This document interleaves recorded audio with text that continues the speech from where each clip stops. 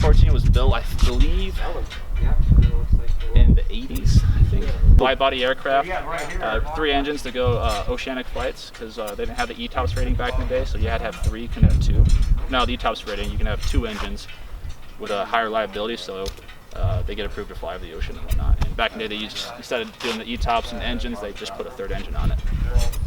So it's been a pretty nice airplane. I think we're only a few operators right now operating a DC-10. This is a Dash 30, so it's a newer model. There was originally a Dash 10, which that was our first tanker we had, and that was 0450. That one's retired, and now it's broken down into scrap metal. So now 9/11 right there was the first aircraft out in Australia, and I think we had about 200 hours of flight time out in Australia.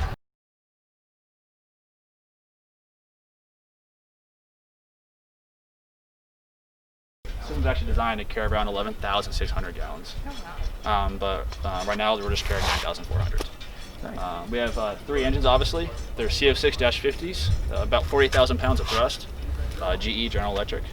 So older engines, but they're workhorses, and we're underweight by almost about 200,000 pounds, even with the full load. Oh, wow. So when we see our aircraft kind of flying the configuration it does, is because we're so underweight with the thrust rating of a 3 engine. So that's why we can kind of fly like we're an RV-7.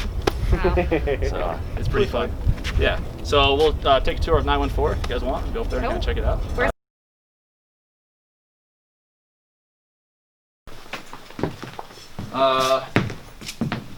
So what we usually do is all mechanics will strap down their tools with the aircraft. It's easier. And Yeti coolers? And Yeti coolers, yes. That's awesome. It gets very hot out in Mesa and whatnot, and yeah, getting ice every 4 hours really kind of. Yeah. And they're pretty tough too. So right here in the back, you'll see 2 flyaway kits. These are called FACs. They carry parts on the aircraft that can make the aircraft red. So we have something that breaks. We have the part in the FAC, so we can swap it out real quick and improve our reliability. So if we call for a fire, we don't have to say, hey, we gotta wait for a part to come in. Hopefully we should have not everything, obviously, but the most important things that most of the avionics equipment, antennas, and whatnot. Get that stuff, huh? Yeah, exactly. And then down in our aft cargo, we have spare tires and brakes. We carry a couple tires and brakes. That way if we do need to change one and the trailer isn't at that tanker base or maybe it's relocating, we're still able to change a tire and a brake. And usually when we fly to Australia, we'll load up this whole area with all essentially you see a giant row of tires. Right, yeah. From Australia. Yeah.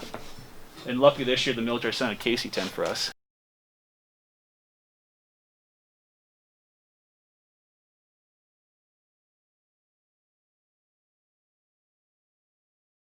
It's our only aircraft right now, but on the aircraft we have a screen right here and we installed an infrared camera. This modification, this one will be done probably in the next week or so. But that's a new system we put, so if they're flying through smoke, they can flick up the pilot can flip up a screen right here and then see through all the smoke. And nice. For safety. Now we usually don't, fly in those conditions, but if we do come to a point, we know we have that extra tool if the pilot is, we'll need it. Anytime they have a pilot, they'll, first fire somewhere, they'll sign it. Ready, 1, 2, Wow. 3. Yeah. So we've actually found that even the configuration we fly and the fires we fly on, we never get to not even close to that margin to where it's presenting a high stress on the aircraft and the structure of the aircraft. So having these strain gauges is really awesome, and it gives us a good reading of what's going on in the aircraft. And aircraft grade pretty much flex seal. You just paint it over, and there's just wiring, and there's just a little sensor, and it just sits right on there, and it measures the stress of the aircraft. Nice. Oh, that's really cool. Yeah, and they're all over. They're on the wings, they're on the bottom, they're towards the roots, they're everywhere on the aircraft, any major structural points that way that's flex, and then that data gets submitted every, I believe, 30 days. So these fuel panels come up, and if you have to dive in the tank, guy puts in a full suit, respirator, we air out the system, and then we have a mechanic go there, and we have like fuel specialists. In each team, we have, a guy who's good with avionics, proficient with fuel systems, and then he'll open the panel up, go in the tank, do visual inspection, and usually it's just, some sealant or maybe a probe has gone bad. So if you see these panels, it's pretty amazing to see a guy fit in a panel like that. Yeah. I mean, I'm just gonna get it myself, but I was like, I can't imagine. And my guy who goes in there, he's a big guy. I'm like, how do you do that?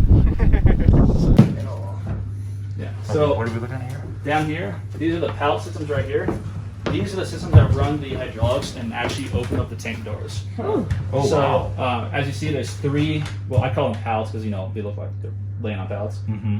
But there's 3 systems to run, tanks 1, 2, and 3, and those forward aerodynamic tanks just share, the system of 1, and the system of 3. So it's a pretty basic system, and it's been reliable, and we're able to get a precise drop.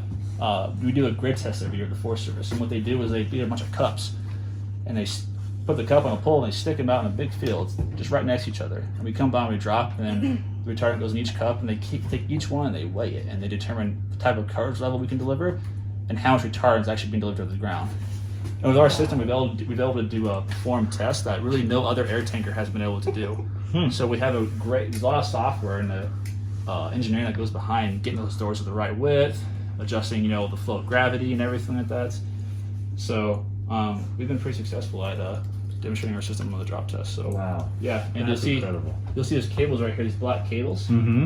and those are part of emergency drops. So if we lose all systems, then you can mechanically pull a handle and release the retardant.